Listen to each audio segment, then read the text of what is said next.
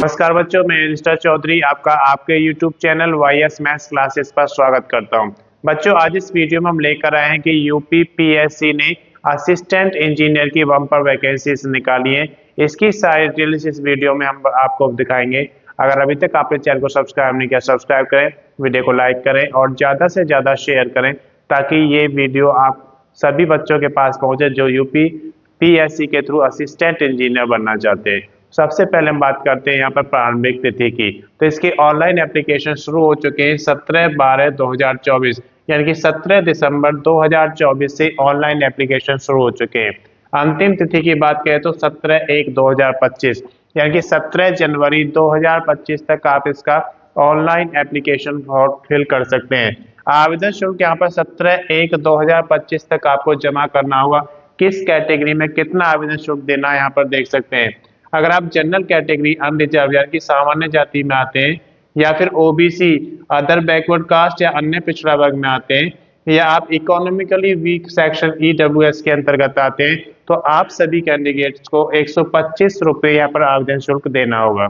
अगर आप SC schedule caste, ST schedule tribes यानी कि आप पिछड़ी जाति या फिर जनजाति के अंतर्गत आते हैं, तो आपको 65 रुपये का यहाँ पर एप्लीकेशन चार्ज देना होगा।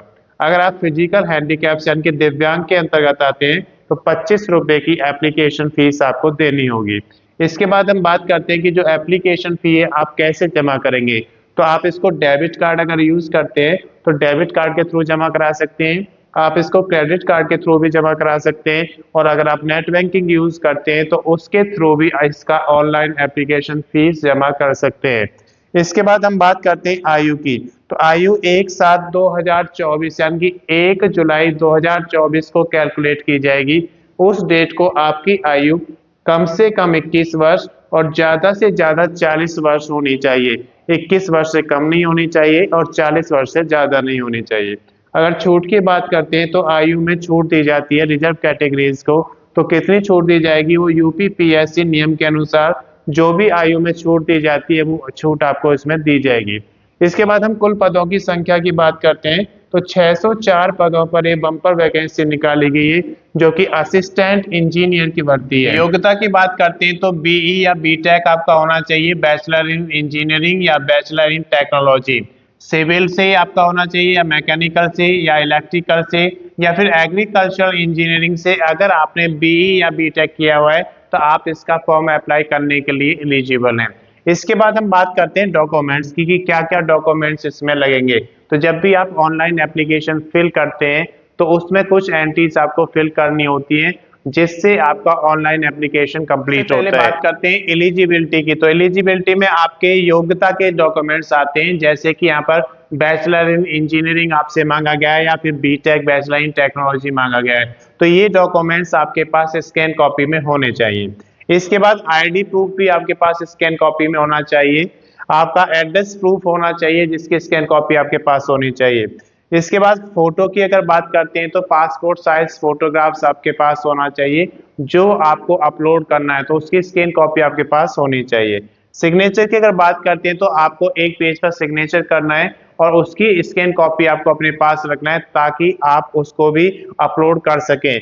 तो बेसिक डिटेल्स, जब आप फॉर्म अप्लाई करते हैं तो सबसे पहले आपको बेसिक डिटेल्स उसमें एंटर करनी होती है, जैसे आपकी क्वालिफिकेशन, आप किस स्टेट में रहते हैं उसका डोमिसाइल सर्टिफिकेट, आप अगर रिजर्व कैटेगरी में आते हैं तो आपका कास्ट सर्टिफिकेट भी लगता है, आपकी डेट ऑफ बर्थ क्या है, फादर्स नेम क्या है, ये सारी बेसिक डिटेल्स आपको पहले एंटर करनी होती हैं।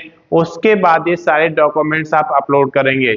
जब डॉक्यूमेंट्स अपलोड हो जाते हैं उसके बाद फोटो और सिग्नेचर भी अपलोड करना होता है। तो जब ये सारे डॉक्यूमेंट्स आपके अपलोड हो जाएंगे तो उसके बाद आप प्रीव्यू जरूर चेक करें। प्रीव्यू चेक करने से एक बेनिफिट होता है कि अगर कोई गलती उसमें होती है जो आपने फिल किया है तो वो सुधार करने का मौका मिल जाता है, और अगर आपने उसे बिना प्रीव्यू चेक के सबमिट कर दिया तो आपको उसमें संशोधन करने का मौका नहीं मिलता है। तो प्रीव्यू जब आपका चेक हो जाएगा और आपको लगता है कि सारी जानकारी सही है तो आप उसका फाइनल सबमिशन कर देंगे, और जब फाइनल सबमिशन हो जाएगा तो उसका प्रिंट आउट आप जरूर लें, क्योंकि प्रिंट आउट से आपको एक बेनिफिट होता है कि जैसे जैसे आप भर्ती में आगे बढ़ेंगे तो आपके पास वो सारे डॉक्यूमेंट्स होने चाहिए जो आपने उसमें एप्लीकेशन फॉर्म फिल करते समय जमा किए थे। तो वो सारे डॉक्यूमेंट्स आपको रेडी रखने हैं। तो ये सारे प्रिंट आउट में आपके पास अवेलेबल रहेंगे। अधिक जानकारी अगर आपको इसकी लेनी है तो आप यूपीपीएससी का एडवर्टाइजमेंट नंबर A9E1 2024 देखें, उसमें आपको इसकी सारी जानकारी मिल जाएगी। मैं समझता हूं कि ये जानकारी आपके लिए पर्याप्त है। अगर अभी तक आपने चैनल को सब्सक्राइब नहीं किया, सब्सक्राइब करें और वीडियो को ज़्यादा से ज़्यादा शेयर करें ताकि ये उन सभी बच्चों के पास पहुंचे जो यूपीपीएससी के थ्रू असिस्टेंट इंजीनियर बनना चाहते हैं। धन्यवाद।